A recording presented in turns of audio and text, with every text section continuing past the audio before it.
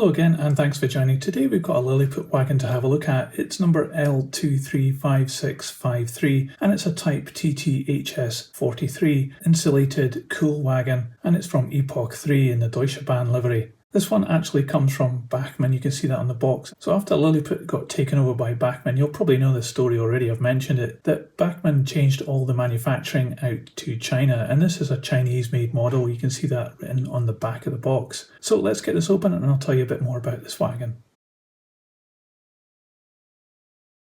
So with this one, we've still got the couplings in the bag sealed from the factory, so it looks like this model hasn't been used. I did buy it second hand. I'll tell you how much it cost me at the end of the video. Now, although I said this was second hand, I don't actually think it's ever been used. The fact that it hasn't got the couplings fitted and they're still in the bag is a dead giveaway. So this is a Type TThs43, I've already mentioned that, and the number 43 indicates that this real wagon was introduced in 1943, right in the middle of the Second World War. It replaced older Deutsche Reichsbahn insulated wagons, and it was designed to carry perishable goods, food and drinks, mostly beer, in express services across Germany and beyond. After the Second World War, many of the wagons actually got destroyed, but the ones that survived, some went to the Deutsche Bundesbahn, like this one is modelled after. They were leased to the private company Transthermos, which was first founded around about the 1950s, and it mostly transported beer. The hatches on the roof here were designed so that you would put ice in the top, and the fact that this has been painted silver and has the white sides and the black bottom indicates that it's a refurbished wagon. And certainly by the 1980s, these kind of ice-cooled wagons were obsolete and it had already been scrapped. So it's certainly an interesting history for these wagons, but let's have a look at this model closer up and we'll see what it's like too. So it's quite a nice looking model, this one. It is made in China and it has all the hallmarks of being a Chinese made model.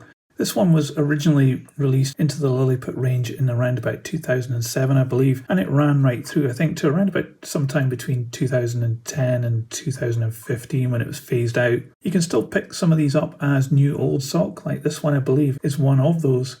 And it certainly looks as though it could pass as a brand new model. It has a lot of refinement to it, and things like the printing is very clear on the side here, all the way along. Even though it's got this planking, it doesn't affect the printing like the Kühlwagen here, or the Transthermos logo is absolutely super sharp and it doesn't suffer at all. It does have some really nice detail here. The doors have got some nice brackets on them with rivet detail, and the latches look really good. The cross bracing even goes down into the black area. But that black area, the chassis, is a separate part, and it's so fine and thin here that the moulding looks really good. If you can just see the edges of the cross bracing, it's so thin, it does look really quite good. At each end we've got these little tiny brackets on the corner which are very easily broken off. Those are extra pieces that have been added on, as are these super fine handrails here. The printing on these little black parts around the corner look really good too. There's not much detail on the buffer beam, just a fake coupling in the middle. And we've got some buffers here, they're not sprung or anything, and they look okay. And at each corner we have a little step as well, which can again be broken off very easily. The roof is just part of the main moulding, so it's not a separate piece. It's been masked off and sprayed silver, and it does look really good. It's a very consistent silver colour and it catches the light really well. It has some detail up here, the little hatches where the ice went in, and ribs across the top as well. One thing it does suffer from underneath here though is that the silver doesn't go all the way underneath. That could be a bit annoying, but it's not really the end of the world. But the planking detail and the bracing on the white area is really good. At the other end there's a very simple platform here, which has got an indication of some planks on it with grain, and we have a very simple little railing here and a brake wheel, and again more steps coming down, 2 steps on this side. The bogies look pretty good, there's a lot of nice detail there, it's very crisply moulded, and the brakes are in line with the wheels. The wheels are dulled metal and they revolve pretty well as well. We have cantilever couplings in them pockets. You can actually see inside the model there. Maybe that's an indication of maybe a cheaper production method or something, that they didn't put anything in there. But it's good that the coupling is hidden away underneath the bogie. Looking underneath, we've got some planking detail across here, no grain effect on that. We've got the Liliput logo there, made in China. And then we've got the brake gear. These parts here are extra pieces that have been added in. So overall, it's actually a pretty good wagon. I can't fault the moulding, and the decoration on it is superb. It does feel a bit light though, so let's put this on the scales and we'll see how much it weighs. So this wagon comes in at 83 grams. So Liliput's rendition of this TThs43 is a really good model, I think. It's got a lot of really nice detail on it and the decoration is really good. I forgot to mention that they actually released this model with a whole bunch of different decorations on it. So if this Transthermos livery doesn't appeal to you, there are other options if you want. Personally, I really like this one. I think it's a good combination and it's a nice logo as well on this. The prototype version of this wagon did have an interesting life, and it was the mainstay of refrigerated transport on the German railways for quite a few years after the Second World War.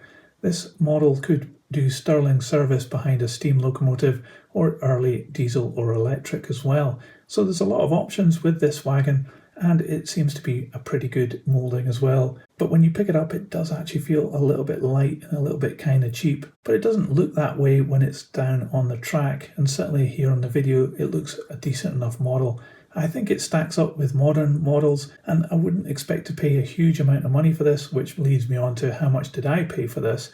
And I actually got this for £10, which I think is a great price because I don't think it's ever been used, so it's like new old stock. So if you can pick up one of these for around about that price, or maybe even as much as £15, I think you'll get a nice wagon here, which you could actually weather and it would probably look really, really good because there's a lot of detail on that moulding which you could pick out with some paint. But that's just what I think. What do you think about this wagon? Let me know in the comments below. I'd love to know your thoughts. And if you liked this video, don't forget to give it a thumbs up. It really helps this channel. I'll put this on the turntable so you can see all the way around, and that icon that's going to appear in a moment is another video I've done. Just click on that and I'll see you there. But thanks for checking out this cool wagon with me, and I'll see you on the next one. So model train, model words.